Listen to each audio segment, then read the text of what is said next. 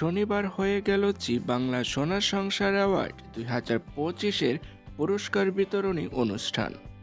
বরাবরই বিজেতাদের নিয়ে দর্শকদের উৎসাহ থাকে তুঙ্গে। যদিও এপিসোডের টেলিকাস্ট হওয়া এখনও বাকি, তবু কিছু ফ্যান বেজের তরফে সামনে এসেছে বিজেতাদের নাম।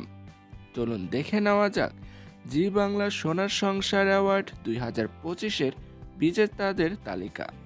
জি বাংলা সোনার সংসার অ্যাওয়ার্ড 2025-এ সেরা নায়িকা হয়েছে দুজন, জগদ্ধাত্রী থেকে জগদ্ধাত্রী এবং নিমফুলের মধু থেকে পর্ণা। শুধু টিআরপিতে নয়, জনপ্রিয়তার তুঙ্গেও নিমফুলের মধু ধারাবাহিক। একাধিক পুরস্কার রয়েছে এই ধারাবাহিকের ঝুলিতে। জি5-এর জনপ্রিয় মেগা হিসেবে বেছে নেওয়া হয়েছে নিমফুলের মধু ধারাবাহিককে।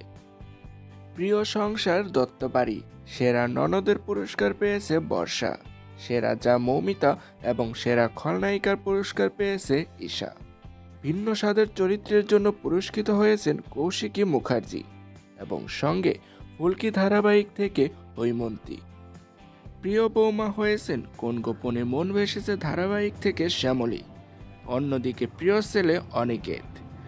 প্রিয় মেয়ে 2025-এর সম্মান পেয়েছে পরিণীতা ধারাবাহিকের পারুল এবং মিত্তির বাড়ি ধারাবাহিকের জোনাকি। প্রিয় স্বামী ধ্রুব ওরফে আদ্রিত রায়। প্রিয় বউ ফুলকি ধারাবাহিক থেকে ফুলকি এবং অমর সঙ্গী ধারাবাহিক থেকে শ্রী। অন্যদিকে প্রিয় বর ফুলকি ধারাবাহিকের রোহিত।